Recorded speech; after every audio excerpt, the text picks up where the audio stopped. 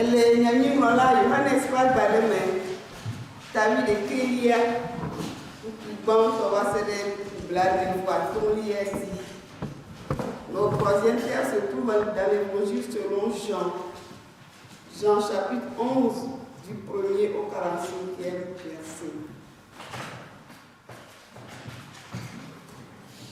Azon Eva Mebe, Mtuade Siboyo Nabe Lazaro la Tedo. Amesia to Betania, Maria to Marta Putume. Maria si novi Lazaro. Na Maria novi Lazaro le dolemlenye Maria si ko ami bebede Yesu pe afota eye wo tutu klepe tada.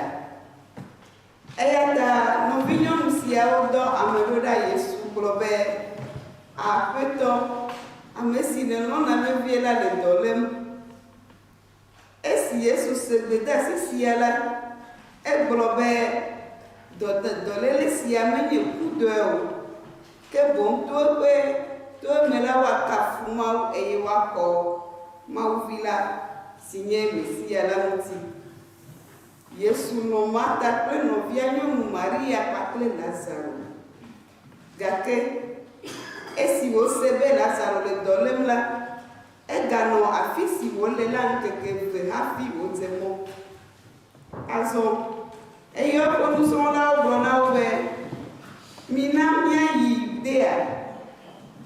nous sommes là où nous sommes là où blonné ben fiala ni tola ko dato dibe wa wo le idea nous katane dibe ya ga ya fuma Yesu don na obe kekeli noa ani ga ko wie vele kekele kame ayele yi sia o mela am atema zomu makimali elle avait été libre à comme qu'elle n'est amenée sur les amela à clin elle avait vitido Yesu yeti be mia hono Lazaro la lodon e yata mimi na be madame nous serons là au dombe à peto ne elle à lodon la et que ma pe la me laisser séguer Yesu no mu pomto eto kumti que nous serons là ya bube alors d'autant ti ko blomole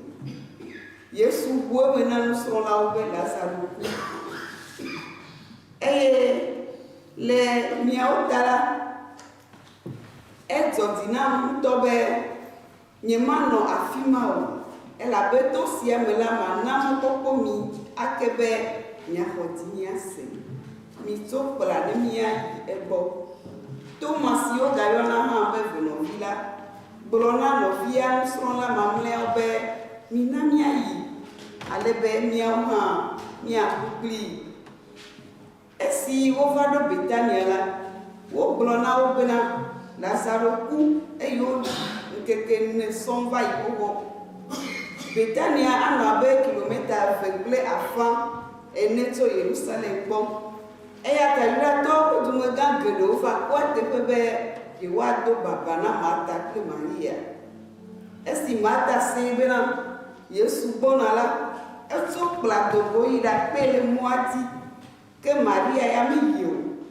Marta glona Yesu be akweto nenye de no afisiala anyine no vinye moku ke menyebe nusia nusile dia maula anao Yesu glone be no viola atitre Marta londeti e yo globe menyabe no vinye atitre le nu keke ati Yesu ga glone be nyenye titre titi la plaque bela amesia mesi kwati nyesenala to bobe aku abe amugu wone hala aganu agbe mana agma fosi nume inaola amesia obe uma tro akopede o e konya sia otisia mata dombe akuto mo kwesebe wenye mesia mauvila amesimie pomona ku azo mata tro zova come le novia Maria po e yo yue dale koni fala do mo globe nufiala va ɖo eye wòdi be yeakpɔ o. Maria tso numa ke Yesu gbɔ. Yesu nɔ lalam le kɔƒea godo afi si Marta va kpee le. Esi Yudatɔwo ƒe dumegã siwo va be yewoafa akɔ na Maria la kpɔe, wòtso kplɔa dogo yina la, wobu be Lazaro ƒe yɔdo toe wòyina be yeaɖafa avi, eya ta wokplɔe ɖo. Ke Maria zɔ va tu Yesu eye wòdze klo ɖe eƒe afɔnu gblɔ nɛ be Aƒetɔ, ɖe nèva kaba la, anyi ne nɔvinyea meku o. Esi Yesu kpɔ ale si Maria nɔ avi fam nublanuitɔe eye Yudatɔwo hã nɔ fam kplii la, eƒe dzi ʋuʋu eye eƒe tame ɖe ƒo. Ebia be afi kae woɖi ɖo? Woɖo ŋu nɛ be va kpɔ yɔdoa ɖa.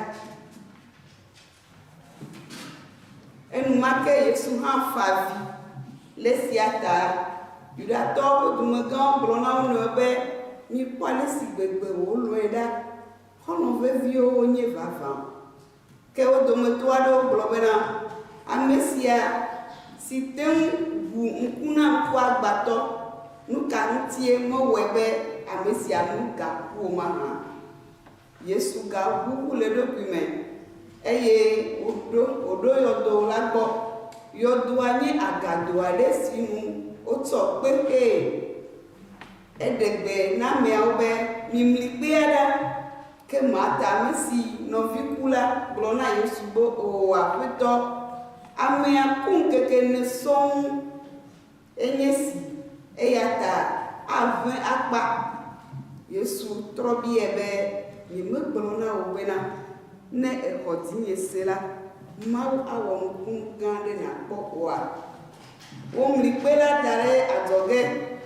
Azɔ Yesu wu mo die eye wògblɔ bena Fofo meda kpe na wò be eɖoa tom.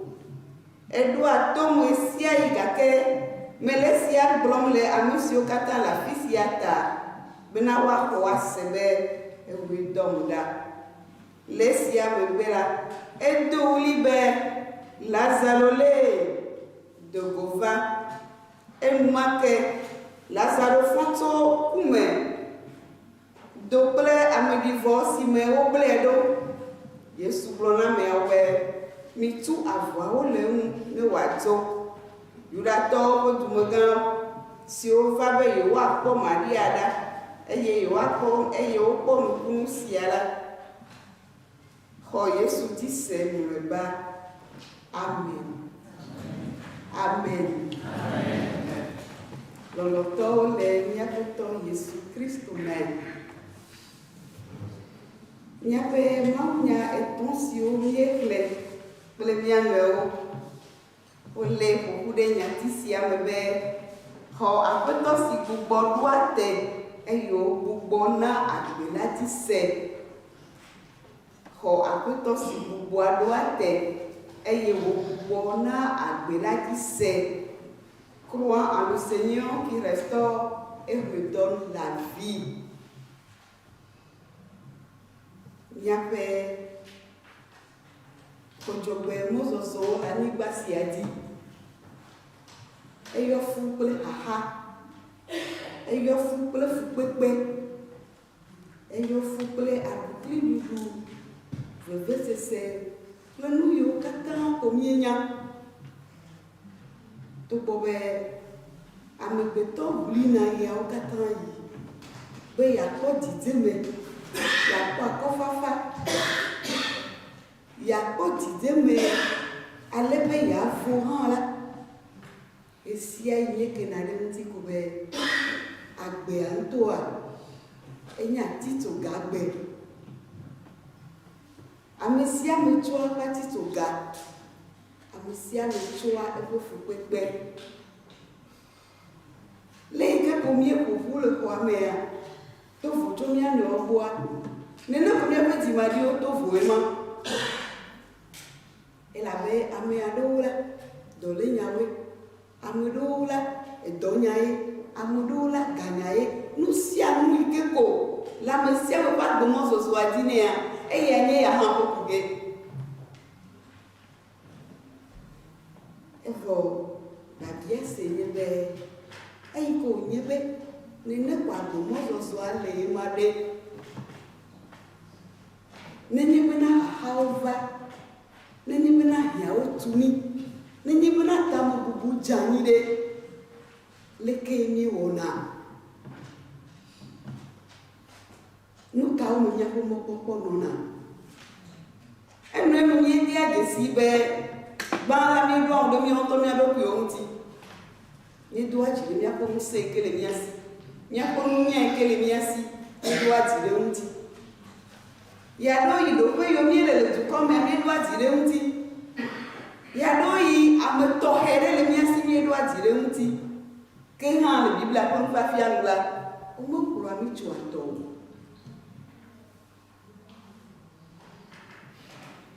Eye ɖoƒe bubu nye be nenye be ya mekplɔ mí tso tɔwo la ekema míegblɔna be le yi ke míekpɔ fukpekpea ehia kple nudzɔdzɔa la etri akɔ ekeke elolo eye amegbetɔ ŋutilãtɔ yiwo míenya mí mate naneke o ta míetsɔ avɔvɔ dzimaxɔse ɖikeke konyifafa kɔto ayiyiawo me eye enu bliboawo katã gatrɔ ɖua mía dzi ale be mí meganyana ale si míawɔ. Evɔ nu yi ke ŋuti míeke ɖo le egbe ƒete sawo me nye be menye míawo koe toa vevesese mɔwo menye míawo di ko hiã va o míeke ɖe ŋuti le mawunya gbãtɔ me be Mawu ƒe dukɔ kekea ke hã la haha va di le esime woɖe aboyo le esime wonɔ ŋutasẽlawo dome wodzo le woƒe anyigba dzi la dzɔgbevɔ̃e tuwo fukpekpe hiãtuame vovovowo dzɔ ɖe wo dzi le dzronyigba dzi ŋukpe kple vlododowo nye woƒe nuɖuɖu gbe sia gbe woɖo ŋkuwo denyigba afi si Mawu na wo dzidzeme kple akɔfafa le gake womete ŋu gbɔ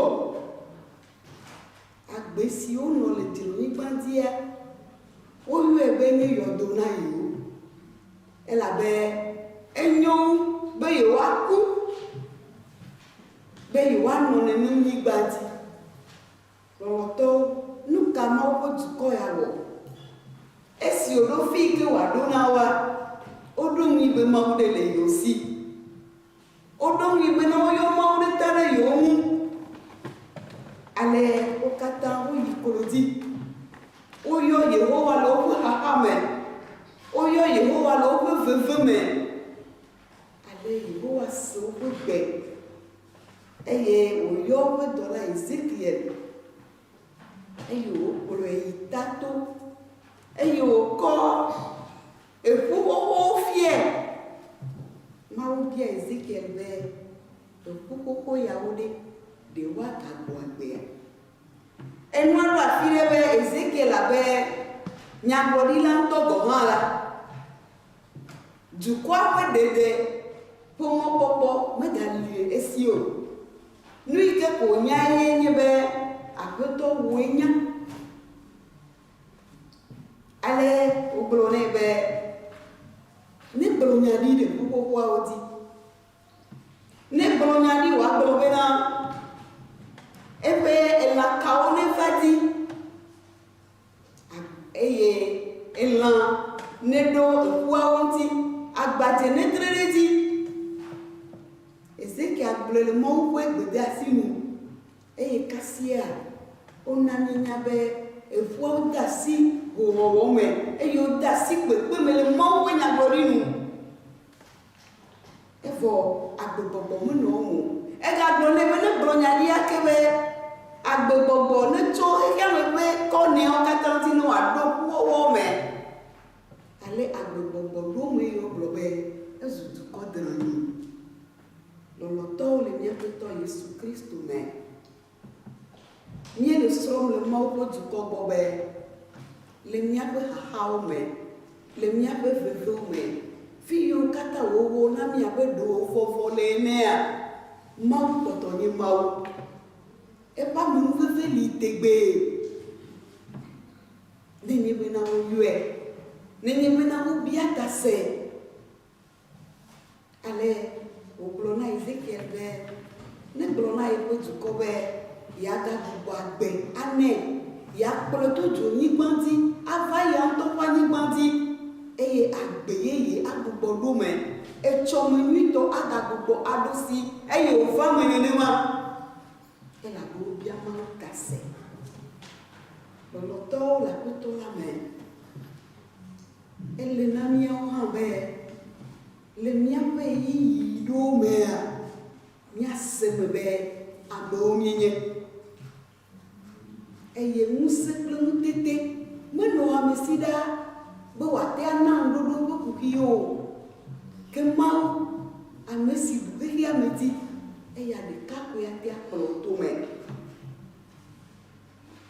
Eye le Yohanes ƒe agbalẽa mea, míekpɔe be Yesu Kristo yi ke nye tsitre titia, eɖe eƒe ŋusẽ ɖe go be yeana ko na amewo naxɔ yi dzi ase, eye wòaxɔ yi Fofo dzi ase be wotsɔ ŋusẽ yi ke le dziƒo, anyigba kple anyigba te la de ye si. Wobe Lazaro ku alo Lazaro le dɔ lé. Nu ka ta Yesu mabi ɖe ŋuti eyi ke wònya be xɔlɔ wònye na ye o. Wobe enɔ fi ma kaka, amea ƒe kaka woɖi vɔ hafi wòva dze mɔ. Esi wòva ɖoa, edi ɖe le Maria kple Marta ya ƒo vɔ, enya wonya be enu wɔ yewo ya vɔ. Vɔ Yesu ya didima le nu koko be yeaɖe fia wo be mevɔ o, mevɔ o. Nenye ɖe esi wòle dɔ lém ye wòva la, amewo agblɔ be o, Lazaro ŋutɔ ɖo hayahaya tsã. Nenye ɖe wòku zi ɖeka ko va ɖoa, woagblɔ be ame meku tsafi wogblɔ be na eku. Vɔa ewɔe ɖo ɖe be eku, woɖi ŋkeke gbã, evelia, etɔ̃lia, nelia. Eye ame sia ame nya be fi ke wòɖo la, eɖo gbegblẽ me hafi wòva. Eye wòfɔ mo dzi dakpe na Mawu elabe eɖo ato ye. Eye wòdo ɣli gblɔ be Lazaro le dogo. Kasia le ŋkeke ne ƒe ameɖiɖi megbea, Lazaro dogo agbe. Elabe tsitre titi ƒe Mawu eya eyɔe. Elabena agbagbea ƒe Mawu eya eyɔe. Nuwɔwɔ ɖeke mele ɣeya te yi ke mase Mawu ƒe gbe o.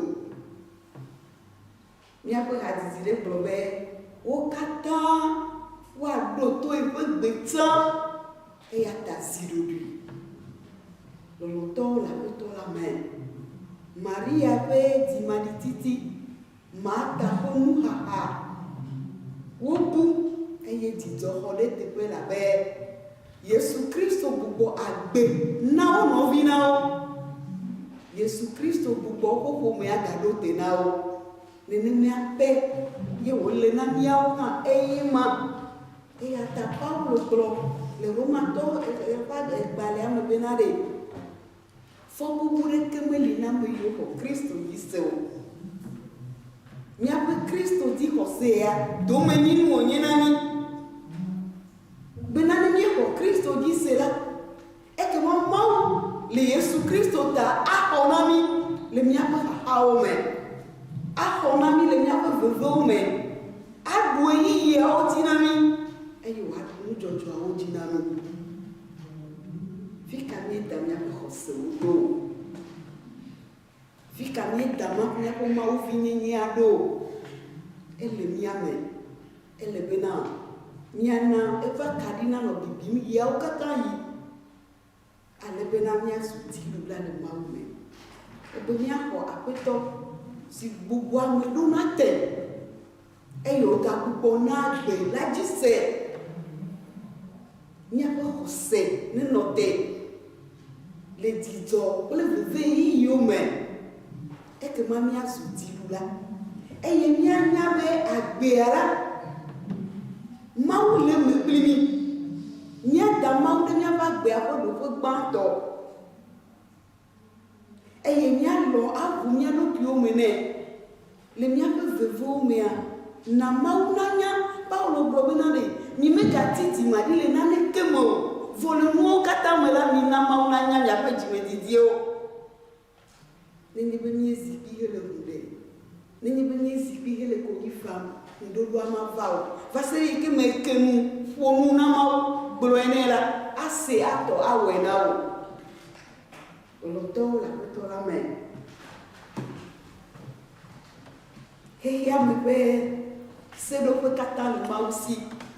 Elle avait et a eu et a me aniba. Et yo globe fils a fille mi a dame pas fort là ni la macho et l'ami. Kakare dit que c'est allé no mi asibe. Mauli primi la fils a fille que mi est. Et il y a pour mon popo na no ya de kakoti. Me dit que mawu nya no kule da se bi via de be eva me be mozo la do no mozo ya me ku mozo mo no le mozo so amea ya me ku la de jesi be ewa mi le so na yo ewa mi le wo mi le o be eno agbagba je no asitro abali ke ko nyenene ga ke ko a evoa da si yi ple gbogbo me evo kaka mo so la o le bua me dala o nya we na le jojo eva do afidea amisia me da si vovo me amisia me da si lidodo me ne Kristo to cha nywa ayo Yesu ne mo sele to nywa ayo ala Nui keto nye kwa ayonwa.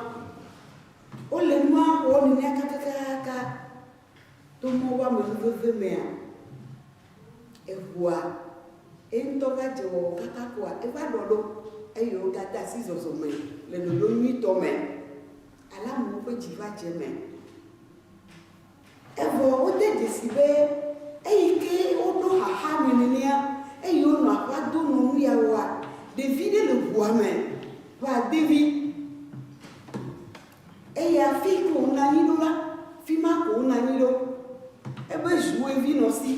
Et il y a coton mon là si. Au moment où là de carte de mouti. Et il y a un pied benali. Et nous qui le jojo. Et il y a le poids mais le nyawa. Et donc nebe américain le poids quoi et toi. Mate wado de iwaja ni ya bele.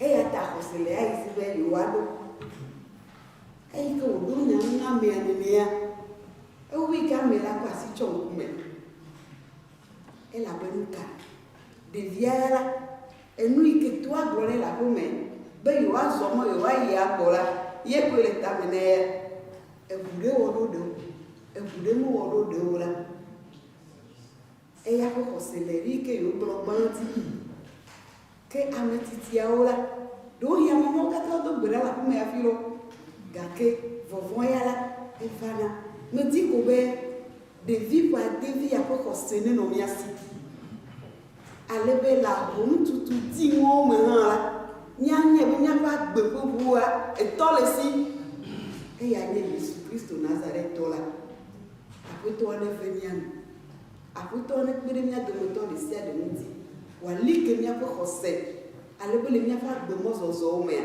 José ana de mi le mo katanti bobo ko na dom se amen